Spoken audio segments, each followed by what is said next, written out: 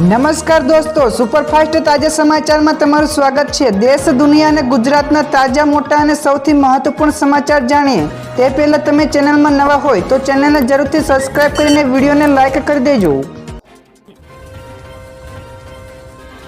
સૌથી પહેલા દોસ્તો આપણે વાત કરીએ તો રાજ્યના વિકાસ માટે 254 કરોડ રૂપિયાના કામોને મળી મંજૂરી। તો ગુજરાતના વિકાસની વણઝાર ચાલી રહી છે ત્યારે રાજ્યના સીએમ ભૂપેન્દ્ર પટેલે રાજ્યના 14 નગરો અને એક મહાનગરમાં બહુવિધ વિકાસ માટે 254 કરોડ રૂપિયાના કામોને મંજૂરી આપી છે, જેમાં જસદણ, હાલોલ, વિરમગામ, પારડી, વેરાવળ, પાટણ, કરમસદ, ઉમરગામ, બિલીમોરા, બોટાદ, પોરબંદર, છાયા, ચોરવાડ, ટંકારા, વાઘોડિયા સહિતના 14 જેટલા નગરપાલિકાઓમાં વિકાસના વિવિધ કામો માટે રૂપિયા 254 કરોડના કામોને મંજૂરી આપી છે।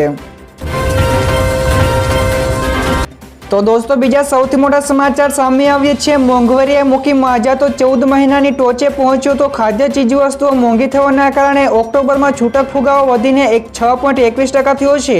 તો આ 14 મહિનામાં મોંઘવારીનું સર્વોચ્ચ સ્તર છે। તો ઓગસ્ટ 2023માં ફુગાવાનો દર 6.83% હતો, જ્યારે ઓક્ટોબરના એક મહિના પહેલા સપ્ટેમ્બર માસમાં શાકભાજીના ભાવના કારણે આ દર 5.49% ઉપર પહોંચી ગયો હતો। તો ગ્રામીણ ફુગાવો 5.87% વધીને 6.68% થયો છે અને શહેરી ફુગાવો 5.05% વધીને 5.62% થયો છે। આગળ દોસ્તો વધુ એક સૌથી મોટા સમાચાર મળ્યા છે। રાજ્યના શિક્ષકો માટે આવ્યા ખાસ ન્યૂઝ। તો રાજ્યની સરકારી અને ઉચ્ચતર માધ્યમિક શાળાઓમાં બદલીના નિયમો જાહેર થયા છે। તો શિક્ષકોની જિલ્લા ફેરબદલીના નિયમો સરકારે ઠરાવ કરીને જાહેર કર્યા છે, જેમાં જિલ્લા ફેરબદલી માટે ઓનલાઈન અરજી કરવાની રહેશે અને હુકમો પણ ઓનલાઈન જ કરવામાં આવશે। તો શિક્ષણ સહાયક અને મદદનીશ શિક્ષક જેઓ ઓછામાં ઓછી 2 વર્ષની સેવા આપેલ હોય તે અરજી કરી શકશે। તો જેની નકલ આચાર્ય તથા જિલ્લા શિક્ષણ અધિકારી દ્વારા પ્રમાણિત કરીને મોકલવાની પણ રહેશે। તો દોસ્તો બીજા સૌથી અગત્યના સમાચાર સામે આવ્યા છે। નહેરુ બ્રિજ અને એલિસ બ્રિજ રોડ અંડરગ્રાઉન્ડ બનશે। જ્યાં દોસ્તો રિવરફ્રન્ટ ઉપર નહેરુ બ્રિજ અને એલિસ બ્રિજ વચ્ચેનો અંદાજે 500 મીટરનો રોડ ટૂંક સમયમાં જ અંડરગ્રાઉન્ડ બનાવાશે। તો કામગીરી પૂરી થયા પછી ઉપરના ભાગે વોકવે, ફૂડ કોર્ટ, ગ્રાઉન્ડ અને બેસવા માટેની વ્યવસ્થા પણ ઊભી કરાશે। તેમજ પ્રોજેક્ટ પાછળ 77 કરોડના ખર્ચનો અંદાજ પણ છે। તો પેડેસ્ટ્રીયન માટેની ડિઝાઇનનું કામ પણ ખાનગી કંપનીઓને સોંપાયું છે। તો ટૂંક સમયમાં જ ટેન્ડર બહાર પડશે। તો દોસ્તો આગળ વધુ એક સૌથી અગત્યના સમાચાર મળ્યા છે। સોમનાથમાં કાર્તિકી પૂર્ણિમાના મેળાનો થયો પ્રારંભ। જ્યાં દોસ્તો કાર્તિકી પૂર્ણિમા મેળો આ વર્ષે તારીખ 11/11/2024 થી લઈને 15/11/2024 સુધી યોજાઈ રહ્યો છે। તો વર્ષ 1955 થી સોમનાથનો આ પ્રારંભિક મેળો યોજાય છે। તો આ મેળામાં લોક સંસ્કૃતિ અને અધ્યાત્મક અને મનોરંજનનો ત્રિવેણી સંગમ પણ જોવા મળે છે। તો આ વિશેષ દિવસે ખગોળીય સંગમોમાં પણ મધ્યરાત્રિએ ચંદ્રદેવન સોમનાથ મંદિરના શિખરના કેન્દ્ર ઉપર આવે છે। તો મહાદેવની ધ્વજા અને સોમનાથનો જ્યોતિર્લિંગ પણ એક સિદ્ધિ હરોળમાં આવે છે। તો દોસ્તો બીજા સૌથી મહત્વપૂર્ણ સમાચાર સામે આવ્યા છે। પીએમ જયનું આખું નામ પ્રધાનમંત્રી જન આરોગ્ય યોજના છે તે આયુષ્યમાન ભારત અંતર્ગત શરૂ થઈ છે, જે વિશ્વની સૌથી મોટી આરોગ્ય વીમા યોજના છે। તો તેનો હેતુ 12 કરોડથી વધારે ગરીબ અને નબળા પરિવારોને પ્રતિ વર્ષે 5 લાખ રૂપિયાનો સ્વાસ્થ્ય વીમો આપવાનો છે, જેમાં લાભાર્થી પરિવારોને યોજના સાથે જોડાયેલી હોસ્પિટલોમાં મફત સારવાર મળે છે। તો હોસ્પિટલોમાં કેશલેસ હેલ્થ કેર સેવાઓ પણ મળે છે। તો લાભાર્થીઓ આ યોજનાનો લાભ સમગ્ર દેશમાં મેળવી શકે છે। તો દોસ્તો તમે પણ આનો લાભ મેળવેલ છે કે નહીં ફટાફટ નીચે કોમેન્ટમાં જણાવજો।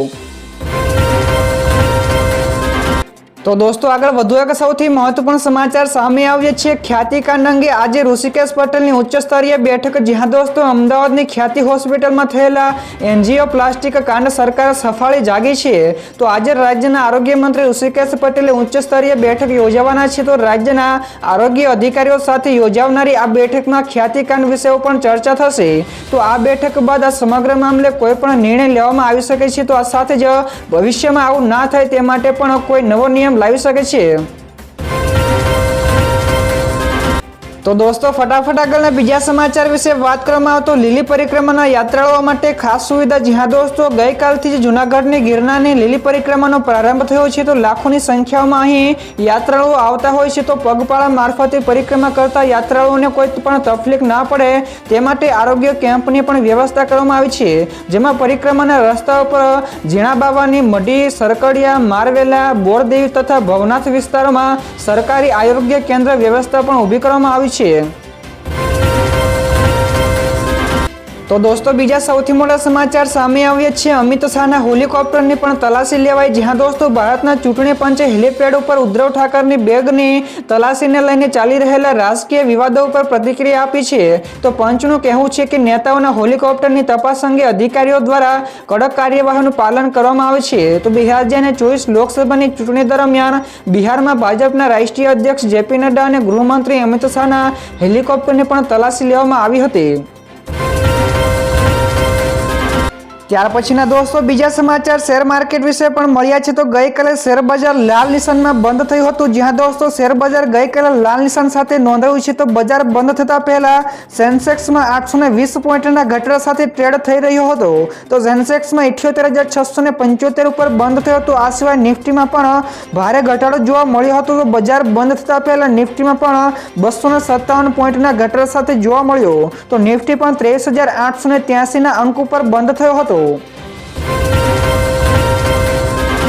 તો દોસ્તો આગળ વધુ એક સૌથી અગત્યના સમાચાર મળ્યા છે। આ વર્ષે રણોત્સવ 124 દિવસ માટે યોજાશે। જ્યાં દોસ્તો નવેમ્બર મહિનાથી કચ્છના સફેદ રણમાં ઘોરડોમાં રણોત્સવનો પ્રારંભ થાય છે। તો આ વખતે ગુજરાત પ્રવાસન વિભાગ દ્વારા દિવાળી બાદ એટલે કે 11 નવેમ્બરથી રણોત્સવની શરૂઆત થઈ ચૂકી છે।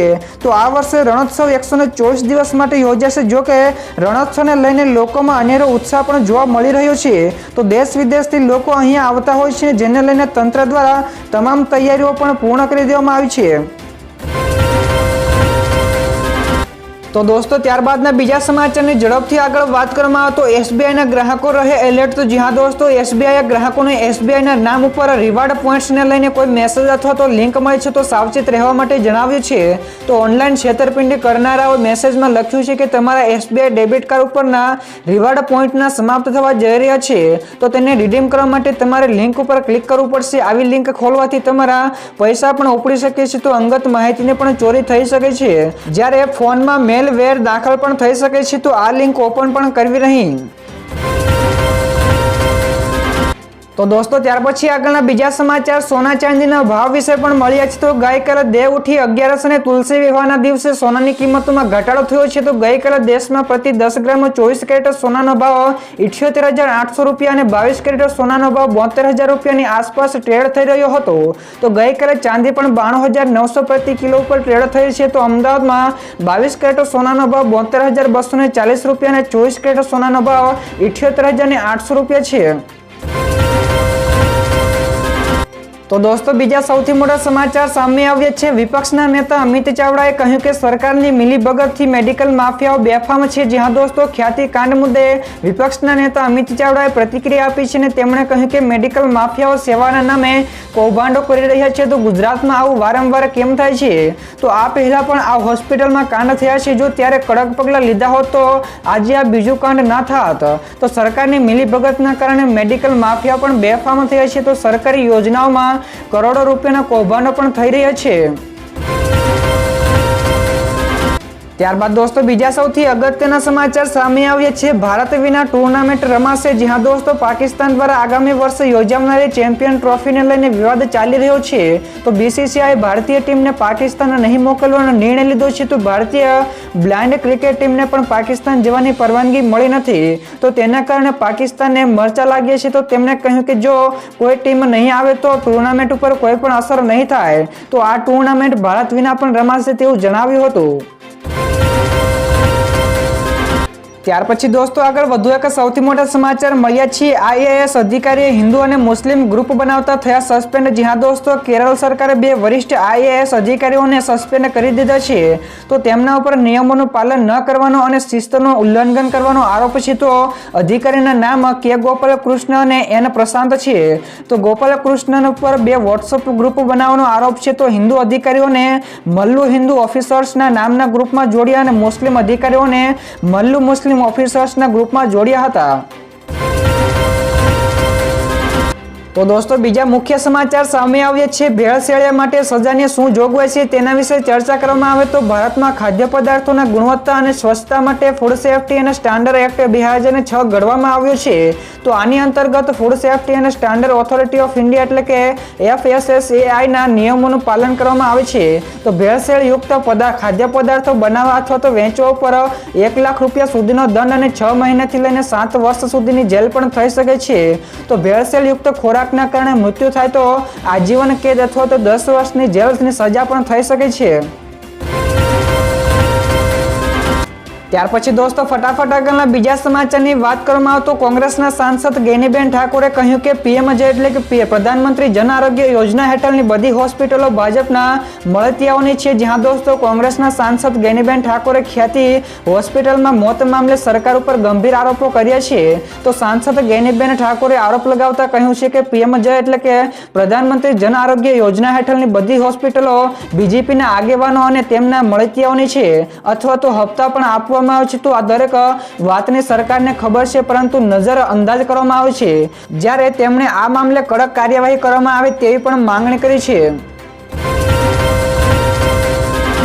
ત્યાર પછીના દોસ્તો આગળના બીજા સમાચાર સિક્કિમમાં અનુભવાયા ભૂકંપના આંચકા। તો સિક્કિમના ગંગટોવમાં ગઈકાલે બપોરે 2 વાગ્યાની આસપાસ ભૂકંપના આંચકાઓ અનુભવાયા હતા। તો ભૂકંપની તીવ્રતા રિક્ટર સ્કેલ ઉપર 3.5ની નોંધાઈ છે। તેની ઊંડાઈ 5 કિલોમીટર હતી। તો માહિતી અનુસાર જાનહાનિના પણ કોઈ પણ સમાચાર નથી। તો બીજી કે ગઈકાલે સુરતના ઉમરપાડા વિસ્તારમાં પણ ભૂકંપના આંચકાઓ આવ્યા હતા।